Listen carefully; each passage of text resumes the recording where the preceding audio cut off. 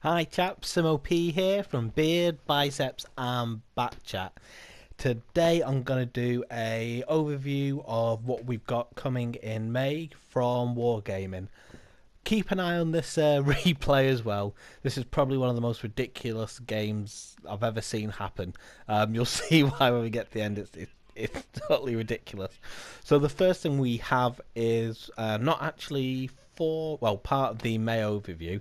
We've got ranked battles coming tier 8, essentially fairly similar to tier 5, except I expect to see everyone rocking out with their fatherland. Should be really good.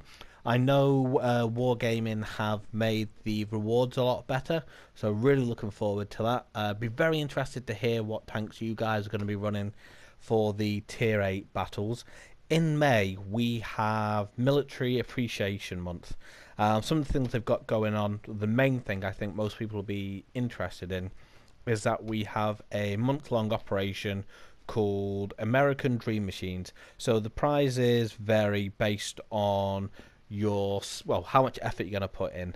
I think it's fairly safe to say we can assume this will probably be skill based rather than RNG based. By RNG based I mean what we had with the Fatherland of op, which was do 500 damage. You may or may not get a drop. I know people did hundreds and hundreds of games and didn't end up with a Fatherland.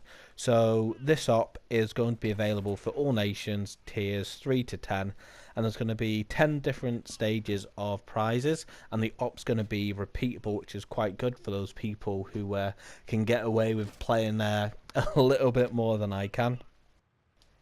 Now, some of the prizes that they're doing on offer are premium tanks, so the Locust, they've got the M4A2E4 Ripper. They've not revealed some of the top prizes. There's lots of premium time, silver, crew experience to be won. One of the main things that I thought was quite good was if you win any of the premium tanks and you already have them, you'll get rewarded in silver instead. So for a sort of tier 8 premium tank, you get 1.8 to 2 million silver if you already own the tank. There's not really much more information than that on the ops or what the top prizes will be, but hopefully it's some very, very good American tanks. Hopefully the mutants. Be very, very interesting to see what you need to do to qualify, how you can get them, and it'll be very interesting to see how many times people complete this up. The other thing we've got coming is we have some ×3 on certain days of the month. First victories on all your tanks. That's May the 8th and May the 29th. I think one of them is Memorial Day and Victory in Europe Day. So if you're grinding stuff, make sure you just go through your ×3, get it done. We've got some more releases from Pain God.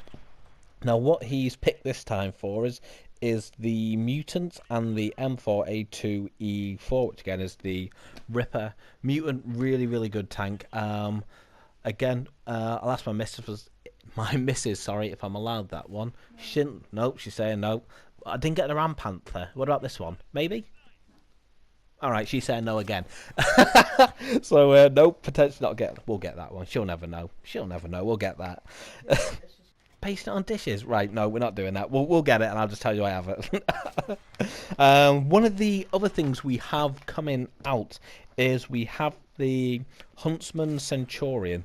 Now, there's not too much information released on this tank. It's got a nice spider emblem.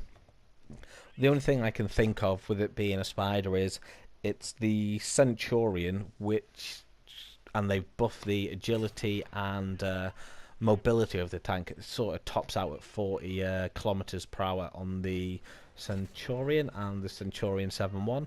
So maybe they've just made it more speedy, more agile. I assume they'll release some information closer to the time. It's a little bit interesting with that one because it's sort of available to play for a month, so maybe it's a special game mode. I'm not too sure, but I imagine we'll know a bit more as we get further into May. One of the other things I'm quite excited about is we have a tank being released that I've been quite keen to get my hands on, and that is the ISU 122S. Now this is a tier 7 Soviet premium tank destroyer, and the DPM on this thing is absolutely insane. I think it's actually one of the best DPMs in the game, especially being tier 7. It's going to be really, really nasty. So I'm quite keen to get my little mitts on that, give that a go to see how that is. With this replay, yes, the entire team is still alive. Yes, they do have two tanks left, and yes, that is exactly how it ends. 15-0. That is probably the most ridiculous replay you got to see. So I'd be very interested, guys, to hear your thoughts on, well, firstly, what you're going to be using in the tier 8 ranked battles. Secondly, what your thoughts are on what the op could be. Have you got any sort of guesses what the higher tier prizes are going to be for the month-long op? And also, has anyone got any clues on the Centurion Huntsman and how that's going to be? Let me know in the comment section below. I hope you're enjoying the content, chaps. Please like and subscribe to the channel if you are, and I will catch you next time, chaps.